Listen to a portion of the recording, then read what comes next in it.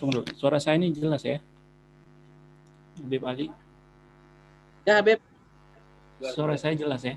Jelas, suara jelas. Ini share-nya juga, share screen-nya udah kelihatan. Cuma presentasinya belum muncul sih. Udah kelihatan. Baru kelihatan desktop-nya aja nih, Beb. Oh gitu, keren nggak? Belum kelihatan ininya apa? PowerPoint-nya belum kelihatan.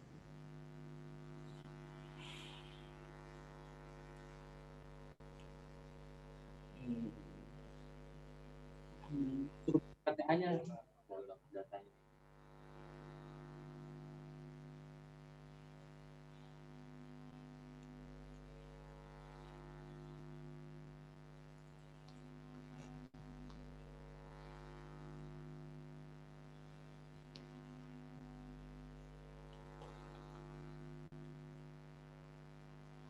Baik. Judul kita ini riba dalam perspektif qawaid fiqhiyah. Banyak orang menyangka bahwasanya riba itu hanya terdapat di dalam utang ya, atau riba duyun. Padahal riba itu bukan hanya di dalam utang piutang.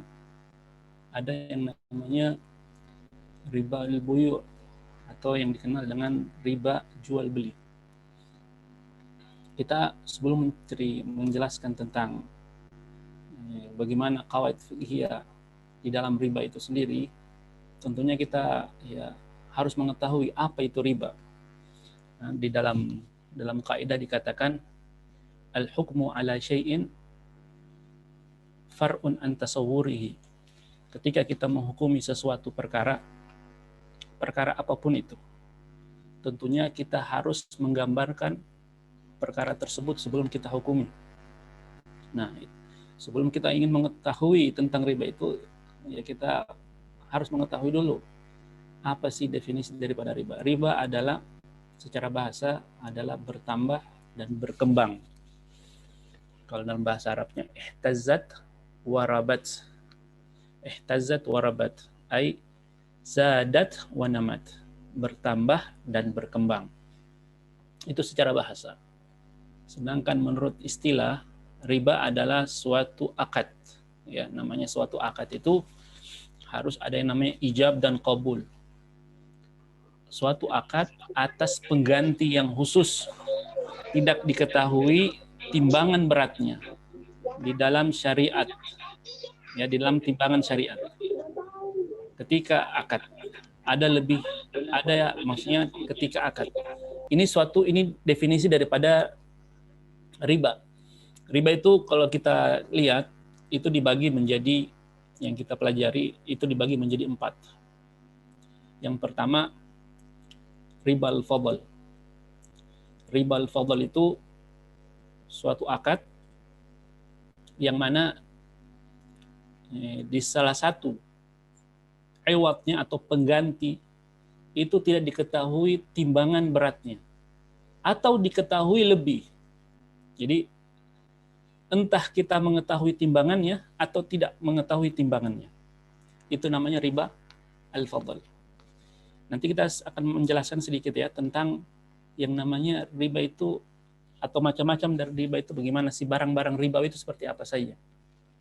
Nah, ketika kita menjual barang ribawi, apabila barang tersebut ya salah satunya kita tidak mengetahui timbangannya, emas dengan emas, umpama satu ya contoh, emas dengan emas, kita tidak mengetahui timbangan emas yang satu dengan emas yang lain, atau kita mengetahui satunya kita tidak ketahui, atau kita mengetahui ada lebih di salah satu iwatnya itu atau di salah satu emasnya itu, maka dalam semua contoh yang tadi itu semua dikatakan riba. Walaupun di dalam realitanya nanti ketika kita tidak mengetahui timbangan beratnya dan nyatanya ternyata timbangannya sama, tetap dinamakan riba. Kenapa? Karena ada kaidah dalam fikih mengatakan al-jahlu bil mumatsalah ka haqiqatil mufadalah. Ketidaktahuan kita dengan kadar timbangan berat di dalam emas tadi itu itu seperti hakikatul mufadalah, seperti realitanya ada ketambahan berat, walaupun realitanya tidak ada ketambahan. Jadi perlu yang namanya sebelum kita ingin menjual barang-barang yang ribawi, kita harus mengetahui kadar dan beratnya agar kita terhindar daripada namanya riba al-fadl. Itu yang pertama. Yang kedua, atau dalam memberikan salah satu iwatnya barang dengan barang atau salah satunya. Jadi ketika kita menyerahkan barang yang kita ingin jualkan, kita hanya memberikan hanya memberikan satu barangnya. Ya, kita ketika jual emas dan emas, kita menyerahkan emasnya itu tidak secara tunai, ya, tidak secara kontan, tapi tunda. Tapi namanya tunda. Nah, itu juga dikatakan riba. Harus dia menjualnya itu secara kontan. Harus. Jadi di dalam jual beli riba, kita harus perhatikan yang namanya kontan. Itu harus. Di dalam kontan, kita harus menjual beli barang ribawi, harus dengan apa? Kontan. Di sini akan contoh selanjutnya lebih jelas. Ribal fadl, ribal qard, ribal yad, sama riba nasi'ah. Ribal fadl kita sudah jelaskan, ya, pertukaran barang sejenis yang tidak sama timbangannya. Misalnya cincin emas 22 karat seberat 10 gram ditukar dengan emas 22 karat namun seberat 11 gram. Ada kelebihan di emas yang kedua, yaitu 11 gram. Walaupun sama-sama 22 karat, kelebihannya. Itulah yang termasuk riba. Nah, terus sebelum kita pindah ya, saya ada sedikit sambil menjelaskan di riba al-fadl ini. Terus ada nanti orang menanyakan, loh, kalau kita ingin menjual emas, ya, atau yang suatu yang lain ya, bukan hanya emas. Riba itu, ya nanti kita akan jelaskan, ada di dalam dua tempat, di dalam mazhab Syafi'i pada dua tempat. Yang pertama makanan apapun itu. Yang kedua uang. Makanan yaitu yang bersifat makanan pokok, makanan yang bergizi, atau buah-buahan. Nah, adapun uang yaitu emas, perak, atau dengan uang kertas. Uang kertas juga bisa dihitung dengan riba. Ketika kita ingin menjual yang sifatnya umpama buah-buahan, saya ingin menjual umpama durian, ya. Durian ya, kalau sekarang ini lagi trennya itu durian musangking, ya. Saya ingin menjual durian musangking dengan durian yang grade yang kurang terkenal lah, durian yang biasa, yang harganya murah. Ketika saya ingin menjual musangking, kalau umpama musangking itu harganya 200.000 1 kilo. Terus durian yang biasa itu 1 kilonya itu 100.000. Otomatis ketika saya jual durian yang musangking yang mahal kepada seseorang yang ingin menjual durian yang biasa miliknya, dia akan merasa rugi. Saya akan merasa rugi, ya kan? Karena ini durian musangking, durian yang mahal. Nah, di dalam kaidah dalam ribal fadl tidak melihat kualitas daripada barang itu sendiri. Yang dilihat adalah timbangannya sama di dalam timbangan syariat, artinya dalam timbangan syariat, kilo dengan kilo, liter dengan liter, scale atau takar dengan takaran. Jadi tidak melihat kualitasnya. Walaupun barang tersebut kalau 1 kilonya 200.000, yang satunya durian itu 1 kilonya 100.000, tetap harus dijual dengan timbangan demikian. Lah, terus saya tidak mau ingin rugi. Maka caranya gampang. Caranya diajarkan oleh Nabi SAW ketika perang Khaybar, ada seseorang sahabat yang menjual kurma. Kurma Khaybar, kurmanya bagus, kualitasnya bagus dengan kurma-kurma yang lain. Maka Nabi bertanya, apakah semua kurma Khaybar seperti ini? Katanya, tidak ya Rasulullah. Kami menjual satu kurma ini dengan sekian-sekian yang kami dapatkan daripada kurma yang biasa. Kata Nabi, la taf'al, jangan kau buat seperti itu. Karena sesungguhnya itu adalah riba. Terus bagaimana caranya? Biar kami tidak rugi. Diajarkan Nabi SAW, kurma Khaybar ini kau jual.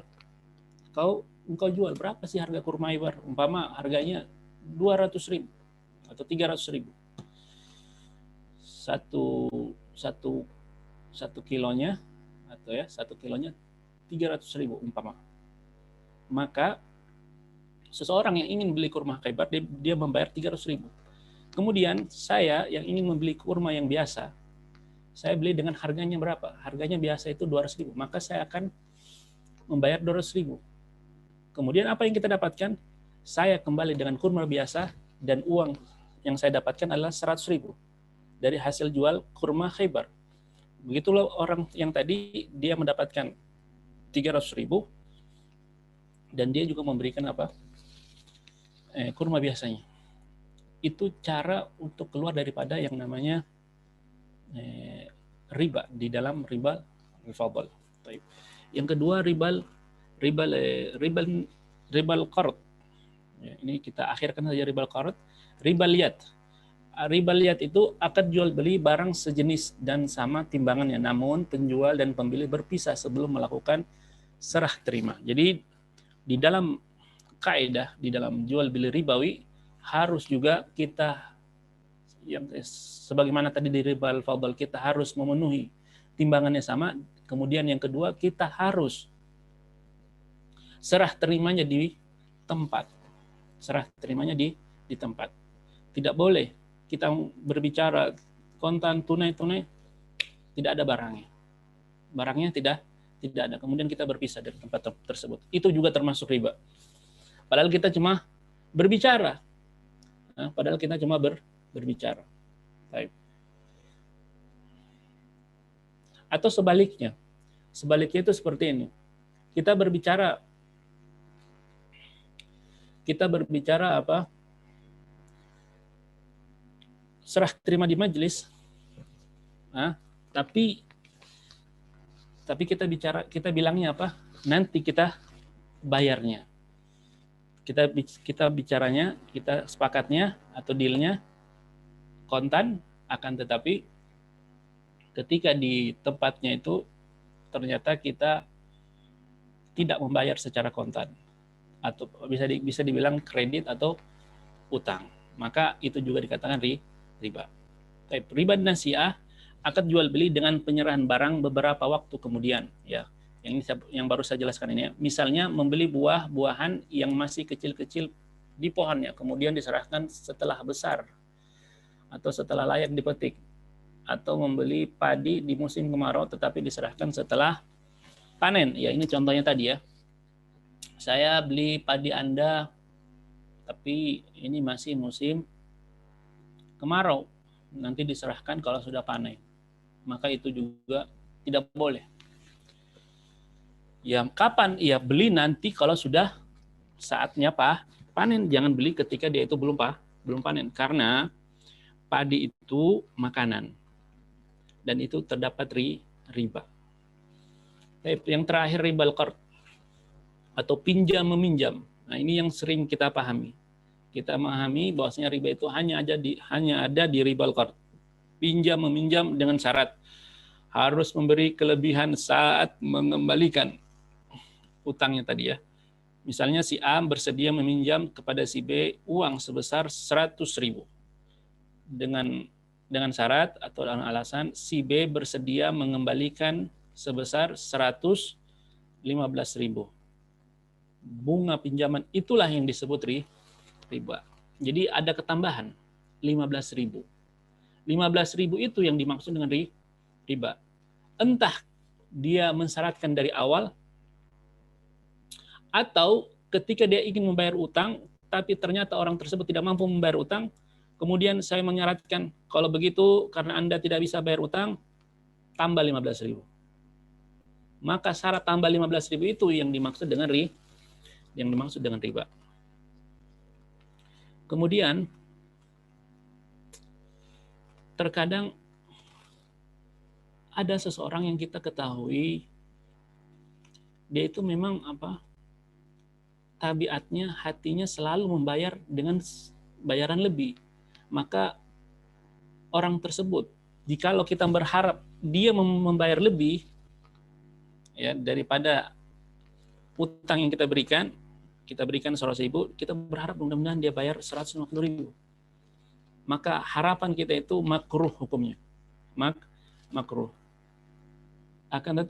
Dan ada satu masalah lagi, sunnah hukumnya, yaitu kapan? Ketika kita mengetahui orang ini baik sama kita, orang ini selalu bantu saya, ya, maka ketika saya ingin bayar, saya akan bayarkan lebih. Apakah lebihnya ini dikatakan riba? Tidak, ini tidak dikatakan riba. Ini namanya sunnah. Ini namanya balas budi. Dan hukumnya sunnah. Baik, itu yang ketiga. Yang berikutnya, ini macam-macam riba dari sisi yang berbeda. Riba dibagi menjadi dua, utang atau yang bermodel jual beli, atau di dalam bahasa Arabnya riba al-buyu sama riba duyun. Riba duyun ini bisa dikatakan juga riba jahiliyah. Ya. Di zaman Nabi SAW ada yang dikatakan riba jahiliyah. Kaidahnya mengatakan riba jahiliyah maudhu'. Maksudnya maudhu', semua riba di zaman jahiliyah maudhu' harus ditinggalkan. Ketika Nabi SAW berkhutbah di Hajjatul Wada, di khutbah yang terakhir, beliau berpesan tentang yang namanya riba jahiliyah. Bahwasanya semua riba di zaman jahiliyah wajib ditinggalkan. Bagaimana riba jahiliyah? Dikatakan para ulama, riba jahiliyah seperti riba fadl, ya, menambahkan utang ketika seseorang itu tidak mampu membayar, atau dia mensyaratkan dari pertama akan dibayar secara lebih. Ini saya tidak bisa lihat.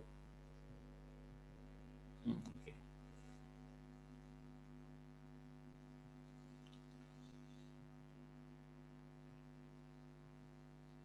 Kemudian, barang-barang riba itu ada berapa sih? Barang-barang riba ini yang penting. Barang-barang riba itu ada dua. Dalam mazhab Syafi'iyah hanya ada dua. Dalam mazhab Syafi'i ini mereka melihat semua makanan dan semua uang itu semua adalah riba, barang-barang ribawi. Bukan riba tapi barang-barang ribawi. Di dalam makanan itu dibagi tiga, ada yang namanya makanan pokok, ya, seperti apa? Seperti gandum, ya, tergantung daerah kita. Makanan pokok kita apa? Nasi, beras, padi, maka itu termasuk makanan pokok. Ada makanan pokoknya itu roti. Sebagian negara itu makanan pokoknya ada roti. Ada sebagian lagi makanan pokoknya adalah gandum. Nah, yang berikutnya adalah gizi. Ya, iktiyatan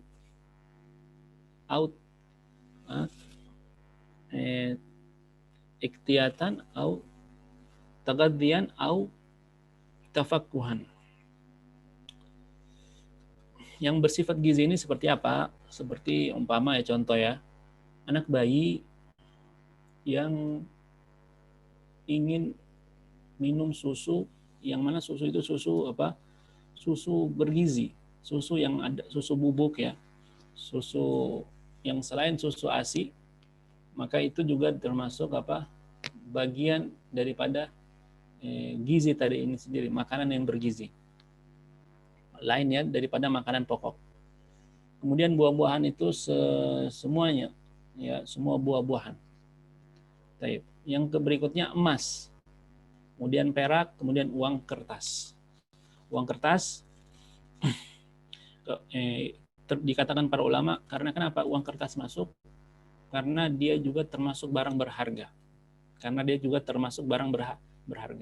Karena ilat daripada riba itu di dalam an-naqd, ya, dalam uang itu adalah